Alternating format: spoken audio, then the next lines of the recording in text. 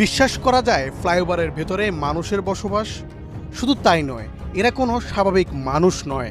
রীতিমতো অপরাধী চক্র ডেরা খুলে বসেছে উড়াল সড়কের ভেতরে। তাদের প্রধান পেশা ছিনতাই। রাস্তায় চলা মানুষের উপর সুবিধাজনক সময়ে তারা ছিনতাইয়ে ঝাঁপিয়ে পড়ে। এরপর দ্রুত সটকে ফ্লাইওভারের ছোট্ট সুড়ঙ্গ দিয়ে ভেতরে গিয়ে আশ্রয় নেয়। পুলিশের চোখের সামনে দিনের পর দিন এই অপকর্ম চললেও যেন দেখাবা বলার কেউ নেই। বলছি রাজধানীর ব্যস্ততম মহাখালী ফ্লাইওভারের কথা।